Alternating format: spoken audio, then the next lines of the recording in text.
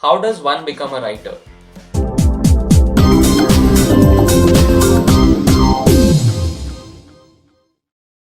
I started writing in 2011 with my food blog, The Salt and Pepper Food Guide.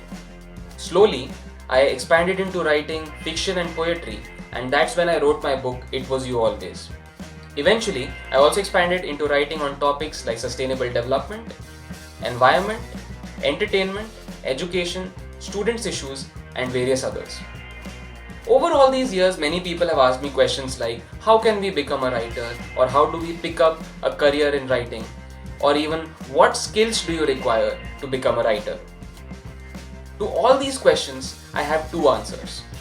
Firstly, it is very important to be passionate about writing if you want to become a writer. In life in general, if you want to pick up a career in something, it is very important that you're passionate about it. And same applies for writing as well. If you're not passionate about writing, then writing as a career might not be the right choice for you. The second thing is that if you want to become a writer, you need to get into the habit of writing every day. By writing every day, I do not mean that this writing should be done for the purpose of publishing on a platform or a website. This writing needs to be done as an exercise for your mind. You might have seen singers doing riyaz every day, or sports persons practicing their particular sport to get better at it.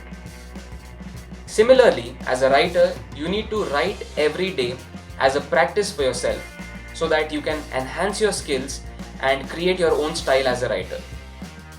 This practice should be done at least for 30 minutes every day so that you are in touch with your writing and you are always on top of what you're doing. That's it for today's episode of Nikhil Kamath Vlogs. If you found this video interesting and worthwhile, please do hit the like button. In the comment section, share your queries about writing as a career and I'll be replying to all your questions from right here in the studio. Share this video with your friends and family or with anyone who you think this video would be helpful for.